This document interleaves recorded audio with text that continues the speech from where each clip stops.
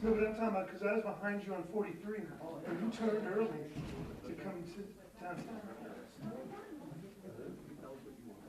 Stand up here, Sarah, on the side, if you want.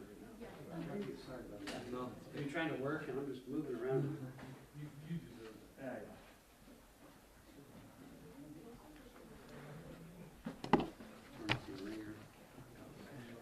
Just one person is going to speak, or? It'll be myself, and then the sheriff, and then the district attorney. Okay, that's fine.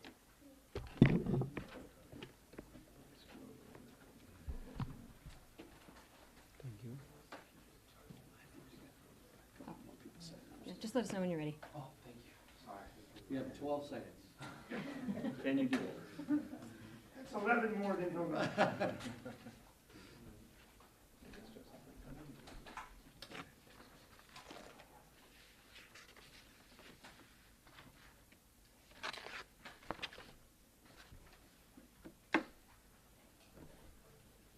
Isn't everybody here that responded to you, Martin? Looks like it is. Okay.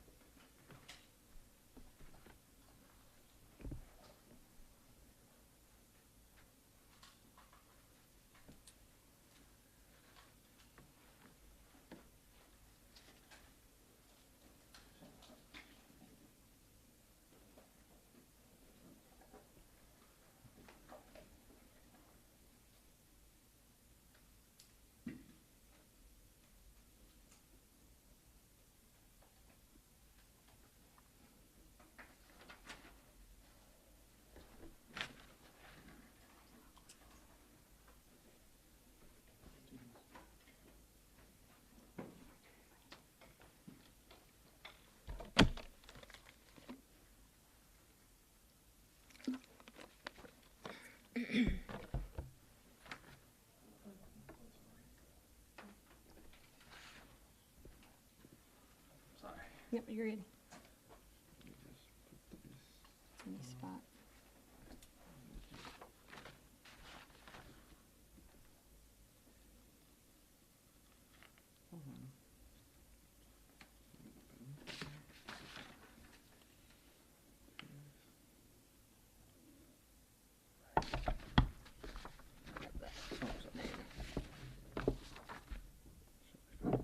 She'll be fine.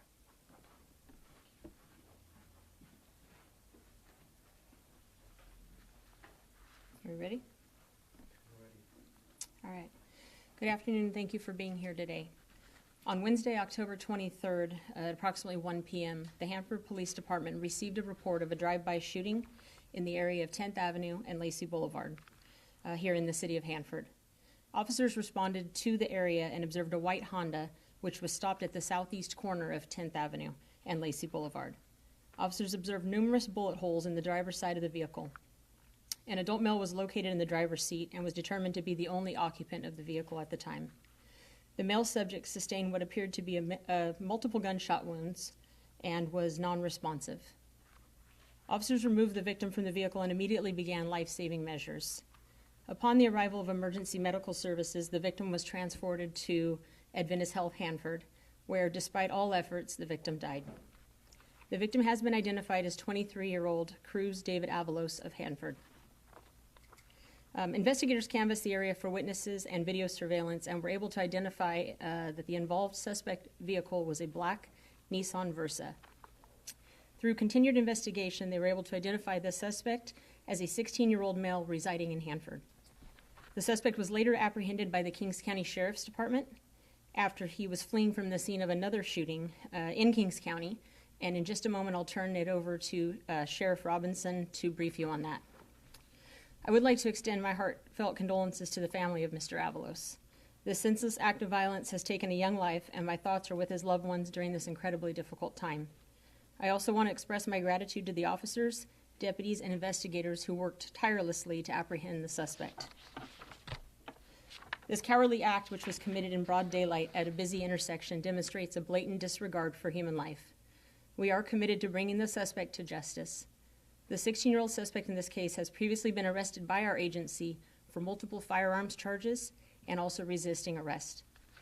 Now I'll turn the podium over to Kings County Sheriff Dave Robinson, who will provide further details on the investigation and the suspect's apprehension. Thank you. Good afternoon, everyone. Thank you, Chief Huddleston. I really appreciate the intro. I'm going to go over a few of the details of our investigation. And just to be clear, these are two separate investigations that overlap to each other.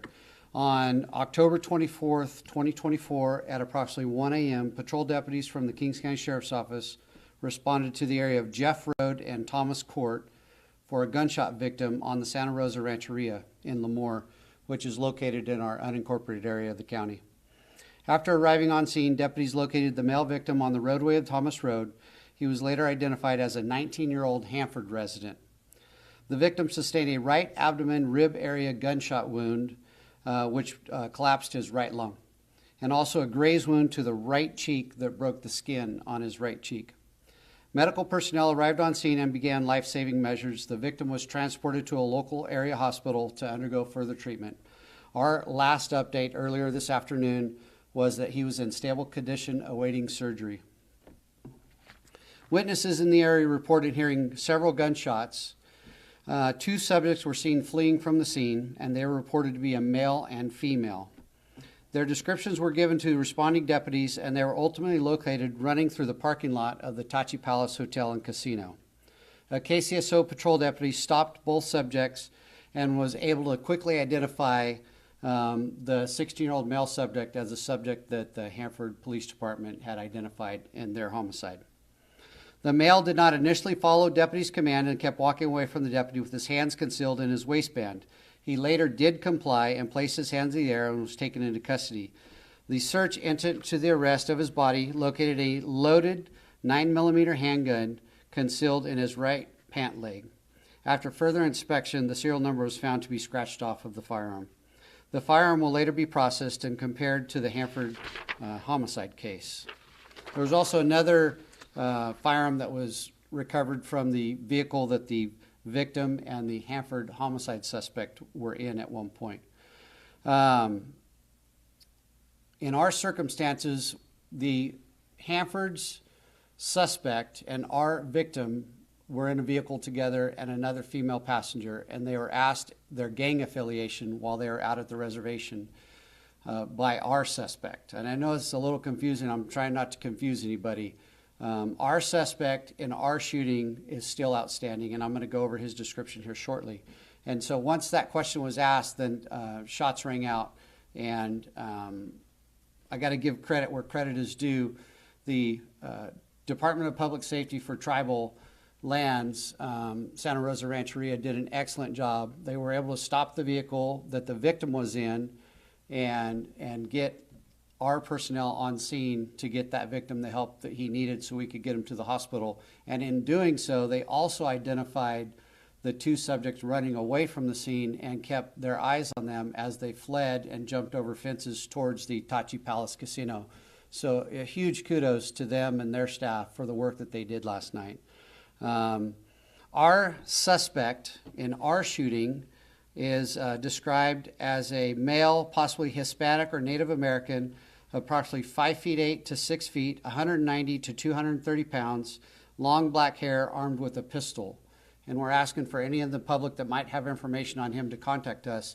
And after the press conference, we'll be updating our website with the contact information that anybody can go to reach out to the detective assigned to our case. I'll echo Chief Huddleston's comments, really thanks to the staff. And there's a lot of work that goes into these. There's a lot of work that occurred in a short amount of time by all agencies, and it's imperative that this work occur. And, if you're following our social media streams, you'll see that these aren't the only cases we're working on. And so, Hanford PD detectives, our detectives are working on other cases at the same time and then get called back in to go to work, in the middle of the night. So kudos to everyone who came out and responded last night. I'm going to add, before I turn it over to the District Attorney, Sarah Hacker, that, we've seen a rise in crime here in Kings County the last few years. And not to play politics, but people have to start paying attention to what's going on here in California. And we've got to do a better job of holding people accountable, and we've got to do a better job of not reducing the laws and dumbing down these laws and sentences for these criminals that are doing these violent crimes. And we just absolutely have to do a better job. And we have to hold our elected officials accountable. We have to hold our state elected officials accountable and our federal elected officials accountable. I too offer my sincere condolences to the families that are involved in these cases where they're victims. And, you know, somebody lost a loved one here, and it's a tragedy. And when we're dealing with juvenile suspects, we've watered down these laws so much that there's potential that the penalty will be very minimal at best. And it's time to get California back on the right track and do a better job. At this point, I'd like to turn it over to our District Attorney, Sarah Hacker, who will cover a little bit of the next steps that will take place on these cases. Thank you. Thank you, Sheriff. First and foremost, I want to extend my deepest condolences to the family of Mr. Avalos. I can't imagine what it must be like to lose a loved one so suddenly and so violently. Unfortunately, as the district attorney, we've had many of these conversations lately, particularly with juvenile crimes. Over and over and over, we see juveniles engaging in extremely violent and reckless behavior. And unfortunately, due to the laws that we have in the state of California today, there's few consequences. But what I will say is, going back to this case, it has not yet been submitted to our office. We're expecting a filing or a referral at any day. If the evidence is sufficient, then we will file a petition in the juvenile court alleging the crimes that are appropriate for the evidence that would be presented. Even though this is a heinous and heartless crime, unfortunately, we can't immediately file this case in adult court. We are going to have to take that extra step in the juvenile court to file the petition, and then, if appropriate, we would ask to transfer the case up to adult court. In 2016, the voters passed Prop 57, which limited prosecutors' ability to file cases immediately into adult court.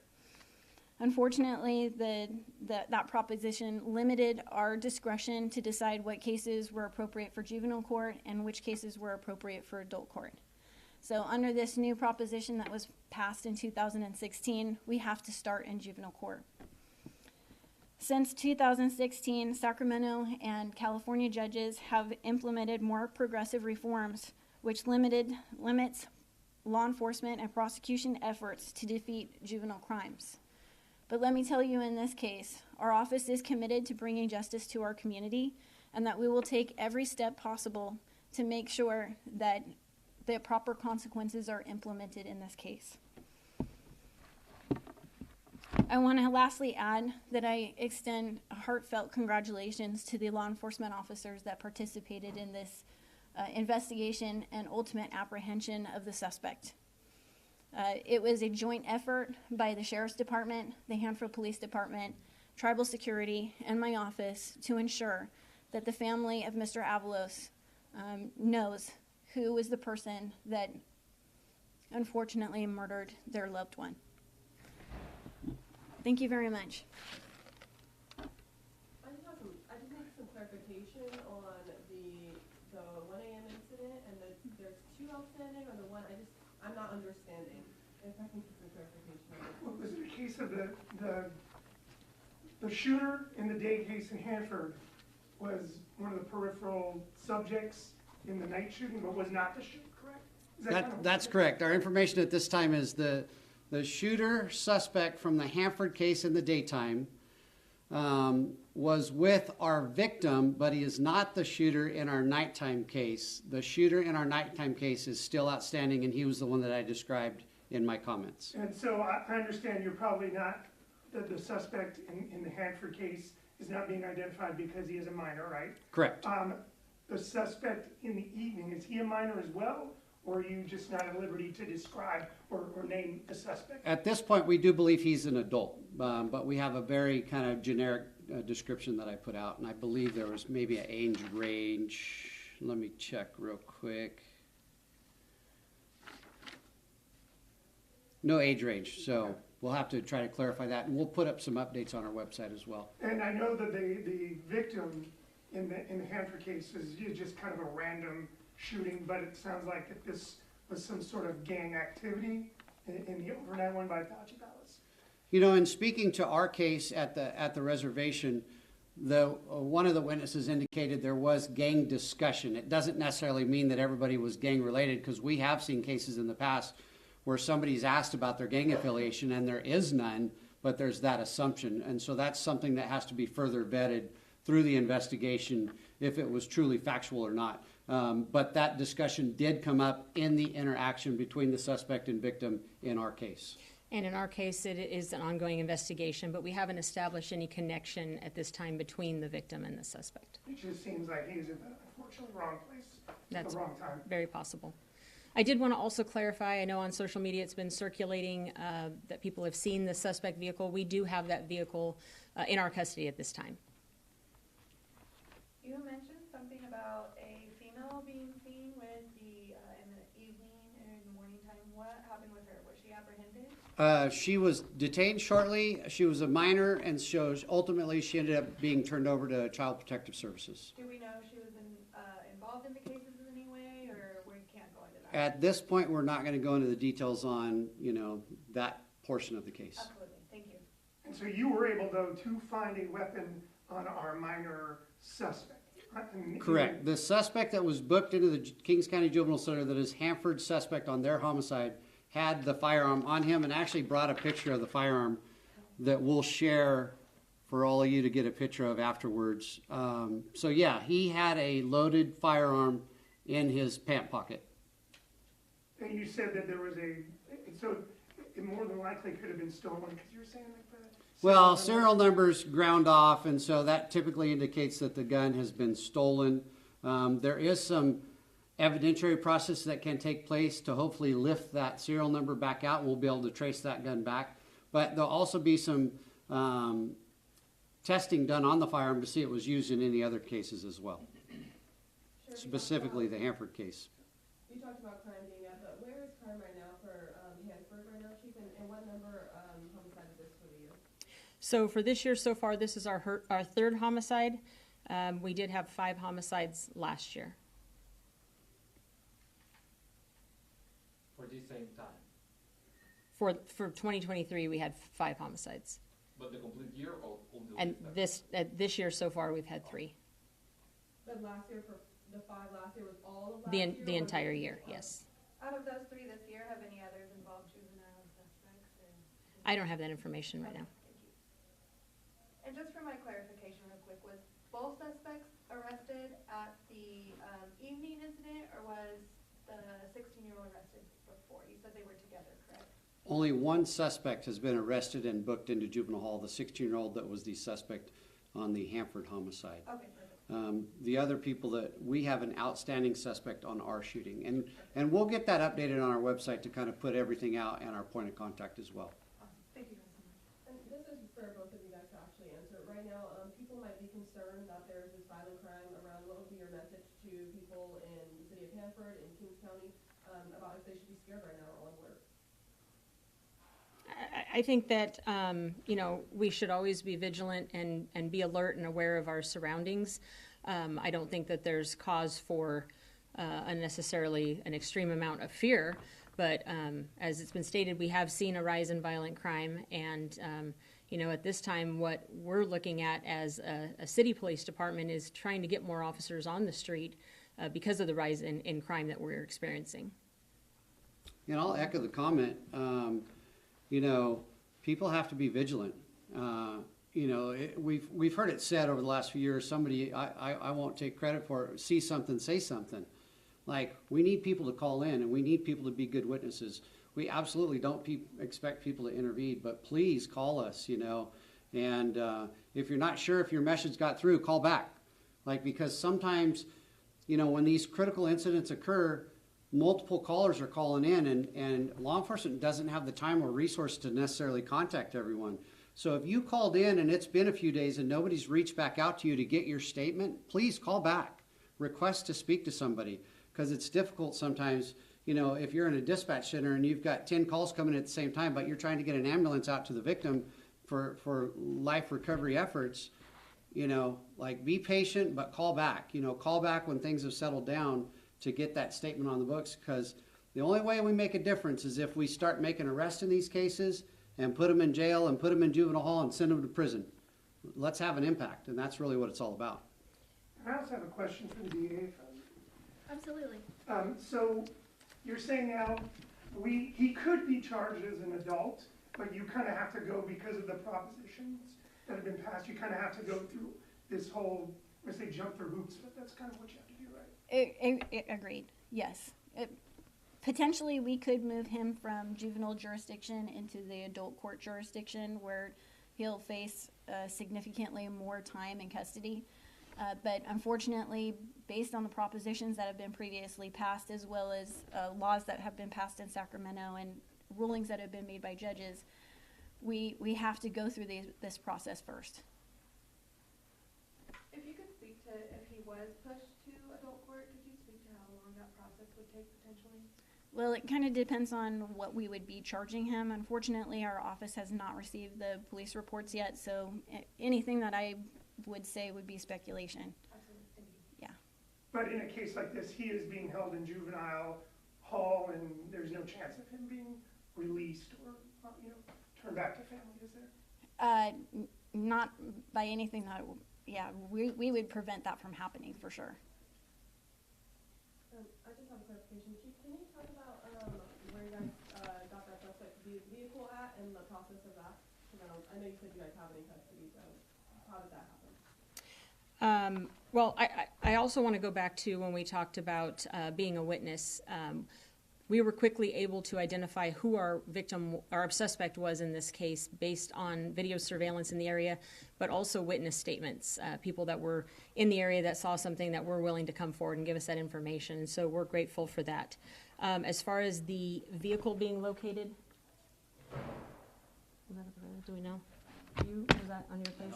I don't have that information right now. Anything else? All right, thank you. Can you speak to how many juvenile cases you've seen in the past year or so? Just because we have mentioned that juvenile crime is obviously up in the area, so is the county prosecuting more juvenile cases compared to last year? I don't have those specific statistics, and it would be difficult for our office to gather those statistics because when a police department investigates a crime, they'll put together the police report. It goes to probation first. And then at probation, they determine whether or not they'll handle the case informally or if they will move forward with prosecution. If they move forward with prosecution, then they push it over to our office.